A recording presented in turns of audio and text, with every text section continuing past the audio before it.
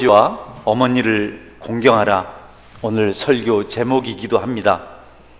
하나이가 이것을 잘못 읽고 내 아버지와 어머니를 공격하라 이렇게 읽었다고 합니다. 자음자 하나가 바뀌어도 너무 큰 차이가 있는 것이 부모 공경입니다. 하물며 우리 마음 자세가 어떠한가가 얼마나 중요한지를 우리가 생각해 볼 필요가 있겠습니다. 하나님은 특별히 부모님에게 효도하라고 법을 정하셨습니다. 하나님께서 10가지 계명을 주시는 중에 내 부모를 공경하라는 특별한 율법을 주셔서 지키게 하셨습니다. 하나님은 그렇게 말씀하시고 말씀대로 순종하는 자에게 축복을 주시겠다고 하셨습니다. 하나님은 자신이 하신 약속을 신실하게 지키시는 분이십니다. 약속이 아주 신실한 분이시죠. 하나님께서 그 약속을 지키신 것에 대해서 성경에 또 일반 역사 속에 많은 사람들의 이야기를 적고 있습니다. 효도한 자들을 어떻게 축복하셨는지, 내가 너희들에게 효도하는 자를 복주겠다고 말했는데 내가 그것을 지켰다라는 것을 알도록 성경에 기록해 두셨고, 또 우리 역사 속에 그 모든 사건들을 말씀해 주시고 있습니다. 그런데 여러분, 약속을 지켜서 부모에게 효도해서 축복받은 사람들이 있는가 하면 그들의 맞은편에서 하나님 말씀을 거역하고 불의한 자들의 이야기도 있습니다. 창세기 6장은 노아의 이야기입니다. 그 6장 말씀해 보면 하나님께서 노아는 하나님의 은혜를 입은 사람이라 이렇게 기록합니다. 6장 8절에 보면 그러나 노아는 하나님께 은혜를 입었더라. 은혜 입은 자 노아는 하나님의 쓰임을 받아서 방주를 만들게 됩니다. 노아가 만든 방주는 많은 사람들을 홍수 심판에서부터 구원하는, 사람들이 홍수를 면하고 심판을 면하고 피할 수 있는 유일한 장소가 되었습니다. 그 노아의 은혜가 흘러서 노아의 가족들이 방주 안에서 구원함을 받게 됩니다. 홍수가 끝나고 세월이 지난 어느 날 노아는 인간의 본 모습을 드러냅니다. 포도주에 취해서, 술을 마시고 취해서 벌거벗고 잠을 잤습니다. 환한 대낮에. 그런데 그 모습을 노아의 둘째 아들 함이 보고 큰 소리로 조롱하듯 놀렸습니다. 보라, 아버지가 벌거벗고 잠을 잔다. 모든 수치를 드러내고 잠을 잔다. 한번 와서 봐라. 아버지의 그 추한 모습을 둘째 아들이 다 소문을 내버렸습니다. 얼마나 이상하다. 이상하다. 우리 아버지가 이상하다. 아버지에게 불만이 있었을까요? 그것을 온 소문을 내고 소리를 쳤습니다. 이 소리를 듣고 또 다른 두 아들 셈과 야벳이 겉옷을 하나 들고 가서 뒷걸음질 쳐서 아버지의 수치스러운 모습을 보지 않으려고 뒷걸음질 쳐서 차마 볼 수가 없어서 그곳을, 수치스러운 아버지의 모습을 덮어줍니다. 민망한 아버지의 모습 보기보다는 그 수치를 가려주길 원해서 그렇게 겉옷으로 덮었습니다. 노아가 술이 깬 다음 모든 사실을 알았습니다. 셈과 야벳이 한 행동을 알았고 함이 한 행동을 알았습니다. 그래서 셈과 야벳을 축복합니다. 그들이 자신의 수치를 가려준 것이 감사하고 또 그 행위가 너무 좋아서 마음껏 축복을 합니다. 그러나 경박한 행동을 한 함은 저주를 받습니다. 그래서 셈과 야곱의 후손은 천대까지 축복을 받게 되고 함의 후손은 가나안은 3, 4대까지 저주를 당해서 망하게 됩니다. 우리는 지난 주일날 아버지의 축복을 받지 못해서 고통으로 신음하던 에서의 이야기를 살펴봤습니다. 부모님에게는 하나님의 축복권이 주어졌습니다. 부모 역할이 얼마나 중요한지를 우리에게 말해주는 부분입니다. 그리고 다른 한편으로는 부모 공경이 얼마나 소중한 것인지를 깨닫게 합니다. 노아는 아버지로서 하나님의 은혜를 입고 그 은혜를 자손들에게 흘려보낼 수 있는 특권을 가지고 있었습니다. 하나님은 노아에게 은혜를 주셔서 그의 모든 허물과 단점들과 약함과 부족과 이런 모든 수치들을 가려주셨습니다. 그게 은혜입니다. 다 적나라하게 드러날 수 있는 것들을 다 감춰주셨어요. 덮어주셨어요. 은혜를 입은 자들은 덮음을 받습니다. 가려움을 받습니다. 그래서 은혜를 입은 것은 정말 좋은 일입니다. 은혜를 입으면요, 허물을 보이지 않고 살 수가 있어요. 하나님께 가려주시기 때문에. 또 은혜를 입으면 허물을 보지 않고 살 수 있습니다. 사람들은 연애에 빠지면 눈꺼풀에 콩깍지가 씌었다 이렇게 하는데, 우리가 은혜를 받으면 우리의 눈이 은혜로운 것만 보게 됩니다. 그러니까 은혜를 입었다는 것은 정말 좋은 일입니다. 저는 여러분들이 은혜를 입은 사람이 될 수 있기를 주의 이름으로 축원합니다. 여러분의 허물이 가려져서 하나님께서 은혜를 입히시고 사용을 하시고, 또 은혜가 있어서 허물을 보지 않고 좋은 것을 보니까 그 삶이 풍성해지는 겁니다. 심지어 구원도 우리에게 은혜로 주어졌습니다. 에베소 2장 8절 9절 말씀입니다. 우리 같이 읽어볼까요? 너희는 그 은혜에 의하여 믿음으로 말미암아 구원을 받았으니 이것은 너희에게서 난 것이 아니요 하나님의 선물이라. 행위에서 난 것이 아니니 이는 누구든지 자랑하지 못하게 함이니라. 할렐루야. 자격 없는 자를 자격자로 만드시기 위해서 하나님께 하신 일은 은혜를 덧입혀 주신 것입니다. 이 땅의 모든 것이 회복되고 새로워지는 것은 은혜를 받는 겁니다. 은혜를 따라 사는 겁니다. 우리의 불행은 은혜가 부족해서 생기는 것입니다. 대부분의 실수는, 대부분의 허물은, 대부분의 부족은 은혜 때문입니다. 은혜를 덧입지 못했기 때문에 우리가 실수를 많이 합니다. 은혜가 없어서 실패를 합니다. 삶에 있어서 가장 중요한 것은, 가장 소중한 것은 여러분 소유 아닙니다. 지위 아닙니다. 지식의 문제 아닙니다. 은혜 문제입니다. 은혜가 있으면요, 사람을 살려요. 은혜가 있으면 사람을 풍요롭게 만듭니다. 우리에게 부모님의 은혜가 있고 스승의 은혜가 있고 하나님의 은혜가 있습니다. 노아는 그 은혜를 입었고 그 은혜로 방주를 짓고 가족들을 홍수로 구하였습니다. 은혜가 그렇게 만들었습니다. 은혜가 그렇게 좋은 것입니다. 그런데 여러분, 하나님께서 은혜를 입혀서 사용하시는, 방주를 짓게 만든 그 풍성함을 뜻밖에도 함이 그 은혜를 깨트리려고 합니다. 아버지 수치를 드러내서, 하나님께 덮어주신 수치를 다 드러내서 온 세상이 알게 만들려고 합니다. 하나님의 은혜가 없으면 아무것도 아닌 이 인생에서 은혜가 사라지면 모든 것이 끝인데, 함은 그렇게 되기를 바라는 것처럼 온 사람들에게 은혜 없는 모습을 드러내기 시작한 겁니다. 여러분, 은혜가 사라지고 인간의 실체가 드러난다는 것은 그 심판을 의지합니다. 함이 그 은혜를 모르고 아버지의 수치를 드러내기 시작했습니다. 결국 그것 때문에 함은 저주를 받았습니다. 하나님은 은혜를 주어서 허물을 덮고 사랑하고 귀하게 쓰시려고 하는데, 그 하나님 은혜를 향해 도전한 함이 하나님의 저주를 받는 것은 너무도 당연한 일이 아니겠습니까? 그러나 여러분, 상대적으로 은혜를 유지했던 셈과 야벳은, 그 은혜로 수치를 덮은 그 두 아들은 허물을 보지 않고 은혜의 옷으로 아버지를 덮어준, 은혜의 옷으로 아버지를 입혀준 두 아들은 하나님의 축복을 받습니다. 두 아들의 이 아름다운 은혜로운 행위가, 그 은혜가 아버지의 수치를 덮고 또 아버지의 은혜를 보존하게 만들었습니다. 함의 행동은 아버지의 수치를 드러내고 아버지의 은혜를 소멸시켰지만, 셈과 야벳의 행동은 노아의 은혜를 보존할 수 있게 하였고 대를 이어가게 했습니다.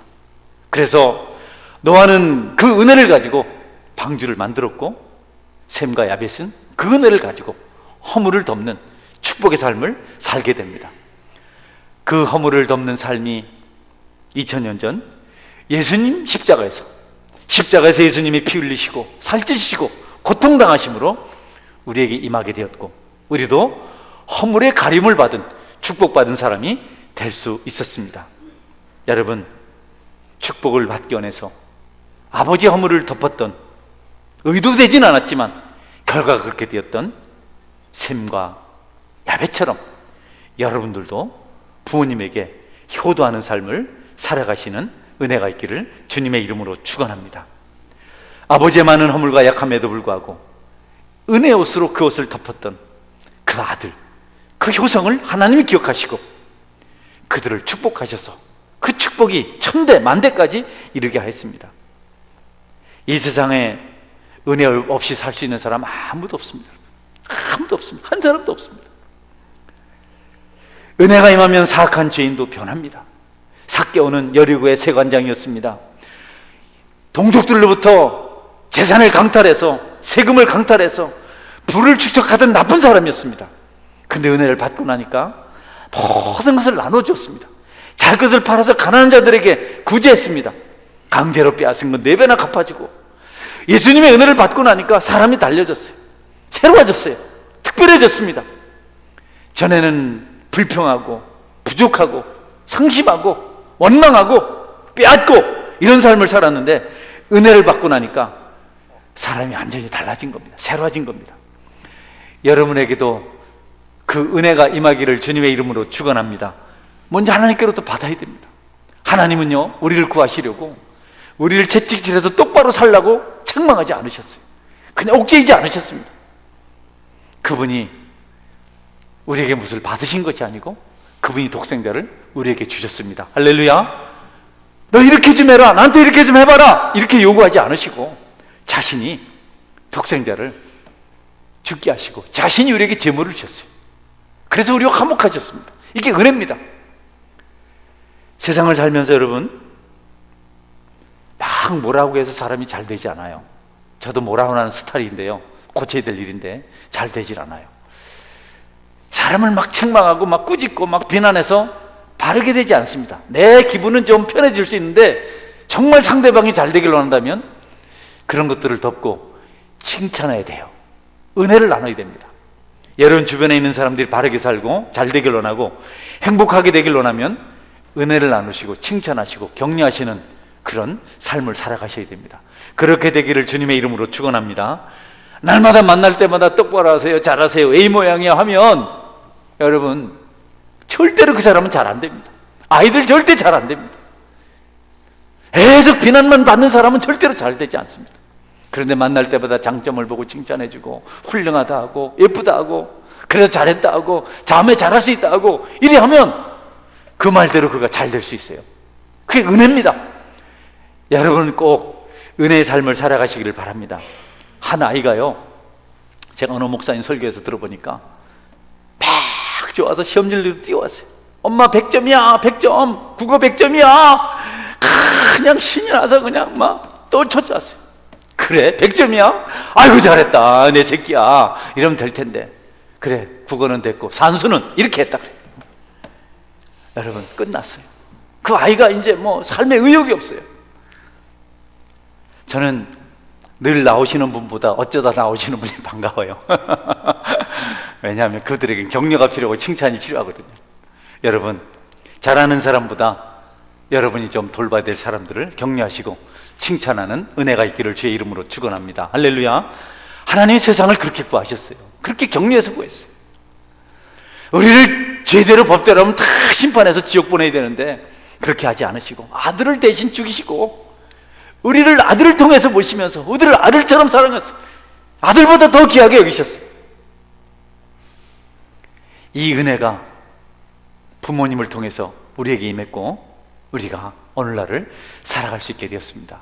특별히 오늘 어버이 주일인데 여러분을 향한 그분들의 헌신, 희생을 조금이라도 깨닫고 회복하는 기회가 될 수 있으면 참 좋겠습니다. 할렐루야. 어느 여름날 아들과 연로하신 아버지가 함께 툇마루에 앉아서 저 밖에 있는 나무를 보는데 그 집 앞에 있는 큰 미루나무, 포플러나무에 새들이 앉아있어요. 그 중에 좀 큰 새가 하나 있었어요. 아버지가 묻습니다. 아들아, 저 새가 무슨 새냐? 까치입니다. 그래, 까치냐? 아버지가 또 이따가 80대 노인이 또 다시 묻습니다. 아들아, 저 새가 뭔 새냐? 까치라니까요. 벌써 5번이나 물었습니다. 하고 아들이 그냥 화난 모습으로 휙 지나가서 방문을 열고 들어갑니다. 방문을 쾅 소리가 나도록 닫습니다. 옆에서 지켜보고 있던 나이든 어머니가 어디 가서 낡은 공책 하나를 찾아와서 거기를 퍼보이면서 이거 한번 읽어보라고, 아버지 읽기라고. 거기 읽어보니까 여러분, 어머니가 펴준 부분을 보니까 이런 일기가 적혀 있었습니다. 나는 오늘 아들에게 새 이름을 가르쳐 주었다. 녀석은 내가 참새라고 아무리 가르쳐도 돌아와서는 다시 아빠 저 새 이름이 뭐예요? 그래서 나는 또 참새라고 말해 주었다. 또 그랬다, 또 그랬다. 그럴 때마다 뭐가 그리 좋은지 깔깔거리며 웃었다. 계속해서 아빠 저의 새 이름이 뭐예요? 나는 참새라고 말하고 깔깔깔 웃고, 나는 그 아이가 너무 귀여워서 나도 함께 웃었다. 그렇게 수십 번은 물은 것 같다. 재미삼아 그런 것 같기도 하다. 그러나 나는 그런 아이가 귀엽기만 했다. 100번이라도 대답하고 싶었다. 지겹고 무료하지 않았다. 하나하나 무엇을 깨달아가는 것이 귀하고 사랑스럽다. 오늘 하루 나는 그 아들 때문에 행복했다. 여러분, 아버지는 어릴 때 100번이고 1000번이고 사랑한다, 좋아한다. 모든 더러운 것도 좋게 보고, 심지어는 아이의 변을 보고도 그 냄새가 구수하다고. 우리 아이 똥 냄새 좀 맡아봐요. 우리 아이 건 구수합니다. 말입니까 똥입니까 여러분? 그렇게 아이들을 사랑하고 그렇게 했는데 어느 날 우리 부모님들이 아이처럼 돼버리니까 잘 모르고 자주 잊어버리고, 그러니까 우리는 우리가 받은 사랑을, 은혜를 소멸하고 함처럼 부모를 홀리하고 학대하는 경우가 있습니다. 여러분, 한나가 기도로 얻은 아들 사무엘에 대해서 생각해 볼까요? 사무엘은 이스라엘에서 가장 훌륭한 지도자입니다. 지금까지 그렇습니다. 전무후무한 어머니 기도로 태어났어요. 어머니는 젖을 떼자마자 하나님께 소원한 대로 사무엘을 데려다가 실로의 성전 제사장에게 맡겼습니다. 그런데 어린 사무엘이 참 잘 성장해요. 어린 나이임에도 불구하고 하나님을 잘 섬깁니다. 그 일을 좋아해요. 그것이 한나에게 기쁨이었고 위로였습니다. 한나는 어린 사무엘에게 에봇을 만들어 입혔습니다. 제사장 옷을 만들어 입혔습니다. 복잡합니다. 의미가 있습니다. 아름다운 옷이 아닙니다. 이것저것 주렁주렁 달리고 뭐 길이가 어떻고, 아이에게 색동적으로 해주지 않았습니다. 어린 나이에 성전에 맡기고 제사장 없는 입는 옷을 만들어주고 젖을 떼자마자 헤어지고, 성전이 무슨 여러분 놀이동산입니까? 아니잖아요. 사실 제사장들이 얼마나 무겁고 그들의 발걸음이 얼마나 무겁고 그들의 모습이 얼마나 어둡습니까? 경쾌합니까? 그렇지 않잖아요. 특별히 그 시대에, 선지자의 시대에, 사무엘 시대에 제사장은 엘리였는데 아들을 잘못 가르친 아주 참 이상한 아버지, 두 아들이 아주 망나니. 그런데도 불구하고 사물이 잘 돼서 하나님 나라의 귀한 지도자가 되었습니다. 그 어머니의 수고가 그를 그렇게 만들었습니다. 할렐루야. 기도로 낳은 아들이요, 하나님을 믿고 아들을 하나님께 맡겼습니다. 여러분, 누가 아이를 교육학적으로 가르쳐야 잘 된다고 말합니까? 세상의 보편적인 것을 좀 닮아야 된다고 누가 말을 합니까? 다른 애처럼 너도 좀 공부도 잘해보고 연애도 좀 해보고 좀 그렇게 살면 안 되냐? 누가 그런 말을 합니까? 여러분, 사무엘이 잘 된 것은 어머니의 기도 때문인 줄 믿으시길 바랍니다. 할렐루야. 아멘. 여러분 생각이 달라도 이 시간 아멘 하십시오. 성경이 그렇게 말합니다. 보편적이고 발도 넓고 막 정치도 좀 하고, 성경은 그렇지 않다 그래요. 하나님께 맡겨진 아이가 잘 자란다 그래요. 맡겨놓고 무책임한 것이 아니라 이렇게 할 때 된다 그래요. 우리는 부모이면서 또 자녀이면서 효도도 할 뿐 아니라 자녀에게 합당한 길을 가르쳐야 됩니다. 무릇 아이에게 마땅한 길을 가르쳐라. 그러면 늙어서도 그것을 떠나지 아니할 것이다. 성도 여러분, 여러분 자녀들에게 믿음을 가르치시는 은혜가 있기를 주님의 이름으로 축원합니다. 그래야 나중에 떠나지 않아요. 그냥 막 공부만 잘 시키고 돈만 많이 주고 세상에서 뭐 지위 높게 만들어주고 하면 여러분 다 떠납니다. 그러나 신앙으로 깊이 그들을 양육하면 그들이 하나님 마음을 알아서 여러분을 이해하고 여러분에게 효도할 수 있어요. 하나님을 모르는데 어떻게 부모 은혜를 알겠어요? 저도 부모 아닙니까? 잘못하는 부모 중에 하나인데 그래도 불구하고 하물며 아이들보다 안 낫습니까? 그들이 효도한다고 돈 5만 원, 10만 원 이래 가져오면 그거 고맙긴 하지만 아니 내가 한 거에 비교되겠어요? 할렐루야! 아니, 부모님이 한 게 비교되겠습니까? 부모의 아픔에 비교가 되겠습니까? 그걸 아이들이 어떻게 이해를 합니까? 하나님의 은혜를 알아야 이해가 되는 거예요. 부모의 은혜가 하도 커서, 부모의 희생이 하도 커서 이 세상에 있는 모든 효자가 아무리 효도를 많이 해도 그래도 불효자라는 겁니다. 왜? 부모가 자녀들이 한 거에 비교하면 아무것도 아니기 때문에. 뭘 좀 하셨습니까, 여러분? 부모님이 요즘 하셨어요? 그래도 불효자입니다. 난 우리 부모님에게 이랬어요 저랬어요. 그래도 불효자입니다. 여러분을 낳으셔서 기르시고 여기까지 이르게 하는 동안 그분들이 눈물 흘린 피눈물이 얼마며 그분들의 수고가 얼마며 그분들의 고통이 얼마인지 우리는 몰라요. 그러나 조금이라도 하나님 은혜를 알면 그 깊이 있는 효도를 하게 될 줄 믿으시기를 바랍니다.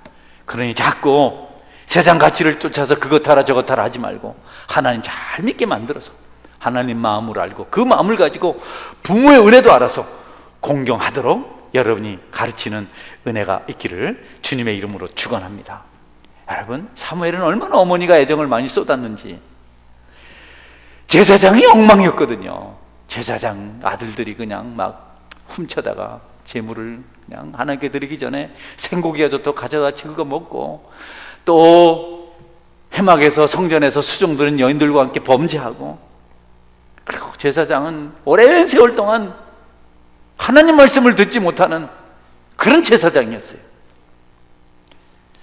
그래도 사무엘이 흔들리지 않아요. 신기하잖아요, 여러분. 제사장이 그렇게 엉망인데, 제사장 가정이 그렇게 엉망인데 사무엘은 거기서 하나님 말씀을 듣고 살아요. 부모님의 은혜입니다. 하나님의 은혜입니다. 엘리 제사장은요, 나중에 이스라엘이 블레셋과의 전쟁에서 패했다는 소문, 두 아들 홈리와 비나스가 죽었다는 소문, 소문이 아니고 진짜 실제 사실 소식, 그 다음에 법궤를 빼앗겼다는 소식을 들었을 때 그만 너무 놀라 자리에서 일어났다가 뒤로 넘어서 자빠져 죽었어요. 그 이유가 비대해서 그랬다 그래요. 성경 한번 볼까요? 사무엘상 4장 17절 18절. 소식을 전하는 자가 대답하여 이르되 이스라엘이 블레셋 사람들 앞에서 도망하였고 백성 중에는 큰 살육이 있었고 당신의 두 아들 홈리와 비나스도 죽임을 당하였고 하나님에게는 빼앗겼나이다.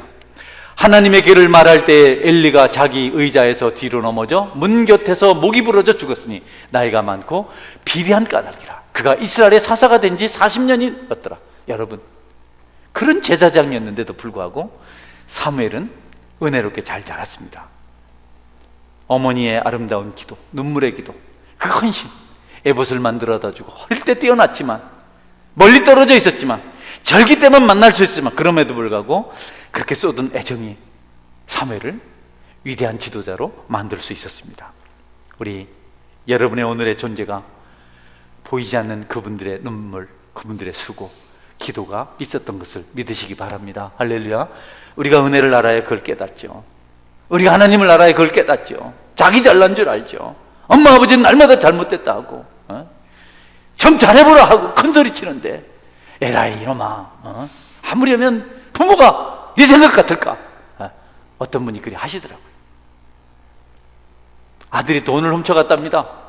봤답니다. 어머니가 봤는데 너 돈 가져갔지 하니까 안 가져갔답니다. 그래서 엄마가 알지만 그러냐? 왜? 가져갔다 그러면 막 그분 말씀대로 지랄하고 덤벼드니까 알면서도 그냥 가만히 있다 그래요. 그런데 그렇게 되지 않게 하려면 아이들을 신앙으로 양육해야 합니다. 여러분, 신앙을 멀리하면 안 됩니다. 우리 부모님들은 신앙을 소중히 여겼는데 우리는 자꾸 아이들에게 세상을 배우라고 가르칩니다. 뒤떨어지지 말라고 가르칩니다.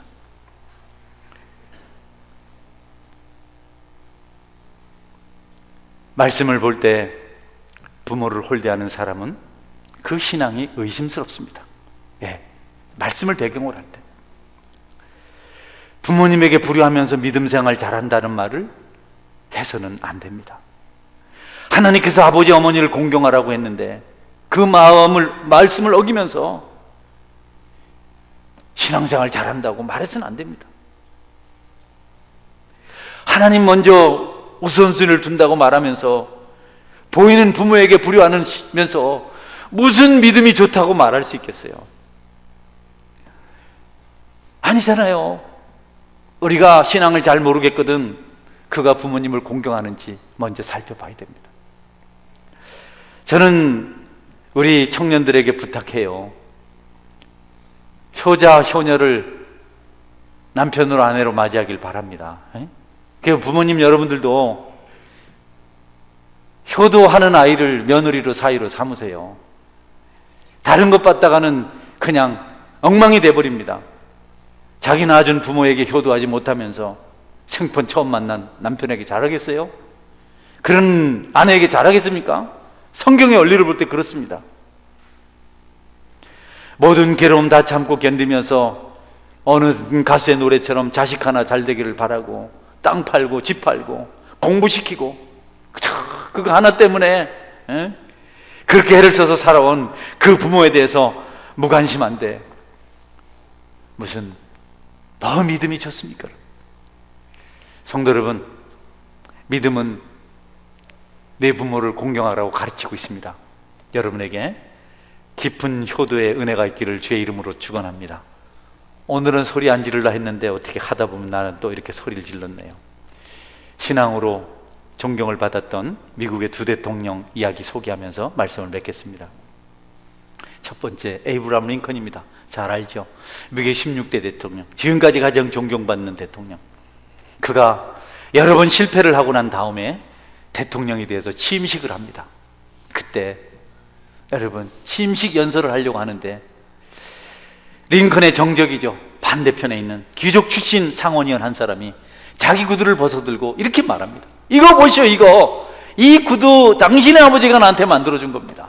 당신의 아버지는 구두를 만드는 사람이었습니다. 비천한 사람이었습니다. 그런데 우리가 비천한 사람의 아들을 대통령으로 딸 수 있겠습니까? 나뿐 아니라 많은 사람들이 그렇게 생각합니다. 당신 아버지가 만든 구두를 신고 와 있습니다. 대통령이라 할지라도 당신 아버지가 구두 제조공 비천한 자였다는 사실을 잊지 마시오. 천한 구두 제조공의 아들, 이렇게 소리를 쳤습니다. 그때 링컨이 그들을 향해서 말합니다. 나는 오늘같이 뜻깊은 날, 내가 대통령으로 취임하는 날, 하마터면 훌륭하신 내 아버지를 잊을 뻔했습니다. 내 아버지를 생각할 수 계셔서 감사합니다. 내 아버지는 멋진 창조자였습니다. 창조적인 예술가였습니다. 구두를 너무 잘 만들었습니다. 지금까지 내 아버지처럼 구두를 잘 만드는 분을 나는 보지 못했습니다. 나도 내 아버지를 능가하지 못합니다. 그러나 나는 아버지에게 구두 만드는 기술을 배웠습니다. 혹시 여러분 중에 내 아버지가 만든 구두를 신고 있는 분들, 구두가 헤어졌거나 구두가 변형이 되어서 발이 불편하면 가지고 오십시오. 아버지만은 못하지만 내가 그 구두를, 헤어진 구두를 고쳐드릴 수 있습니다. 아버지에게 내가 그 기술을 배웠습니다. 아버지를 부끄럽게 여기지 않고 만인 앞에서 자기 아버지를 자랑스럽게 여겼던 링컨은, 부모를 공경했던 그는 마침내 미국의 대통령이 되었습니다. 그는 부유한 환경에서 자라지 않았습니다. 배우지 못해서 고학으로 여러분 공부한 사람입니다. 어머니가 죽으면서 물려준 유산이 없었습니다. 한 가지, 신앙에서는 물려줍니다. 헤어진 낡은 성경, 눈물로 가죽이 피어버린 그 성경을 주면서 어디 가든지 성경을 붙들고 말씀대로 살아라, 이걸 유언으로 받았습니다. 그럼에도 불구하고 그는 미국의 대통령이 되었습니다. 아버지를 소중히 여기고 부모를 공경한 것 때문에 그렇습니다. 또 한 사람, 위드로 윌슨 대통령, 민족 자결주의를 주창했던 28대 대통령. 가난한 가정 형편으로 공부하기 어려웠습니다. 홀 어머니 밑에서 자랐습니다. 그런데 윌슨의 어머니가 아들을 공부시키려고 막노동을 합니다. 심한 일을 합니다. 볕에 그을린 검은 얼굴, 손은 다 터서 흉하게 쪼그라들고, 그래도 아들 하나 대학 마치도록 열심히 뒷바라지를 했습니다. 4년이 지나서 어머니의 수고와 기도와 정성이 헛되지 않아서 아들은 최우수 장학생으로 졸업을 하게 됩니다. 아들이 사실을 알려왔습니다. 어머니 고맙습니다.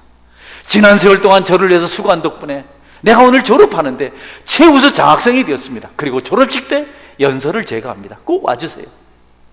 편지를 읽었지만 용기가 나지 않습니다. 자신의 너무 초라한 모습, 쪼그라든 모습, 이 모습을 가지고 가면 아들에게 누가 될까봐 갈 수 없다고 생각을 합니다. 아들이 계속해서 편지를 쓰면서 꼭 오셔야 된다고 강권합니다. 변변치 못한 오차님, 헤어진 신발을 신고 졸업식장에 갑니다. 아들에게 누가 될까봐 한편에 있습니다. 조용히 있습니다. 아들은 연설을 너무 잘했습니다. 모든 사람들이 박수 쳤습니다. 환호했습니다. 그리고 학장이 최우수 장학생에게 건네주는 메달을 목에 걸려고 할 때 윌슨이 아니요, 내가 받을 것이 아니고 받을 분이 따로 있습니다. 메달을 받아들고 어머니를 찾아갑니다. 저 구석에 있는 어머니를 찾아가서 이 메달은 어머니 것입니다. 고맙습니다. 여러분, 많은 사람들이 박수합니다. 같이 눈물 흘립니다. 자기 어머니를 부끄럽게 여기지 않고 자랑스럽거든 윌슨은 마침내 미국의 28대 대통령이 되어서 미국을 다스립니다. 오늘 함께 하신 여러분, 여러분들이 부모를 귀하게 여기고 그분들을 정말 소중히 여기고 효도하는, 하나님이 기뻐하시는 삶을 사셔서 하늘의 복과 땅을, 그 약속의 복을 받아 누리시기를 주님의 이름으로 축원합니다. 내 아버지와 어머니를 공경하라. 이것은 약속이 있는 첫 계명이니 이로써 내가 잘되고 땅에서 장수하리라. 할렐루야. 같이 기도하겠습니다. 어머니 아버지의 은혜를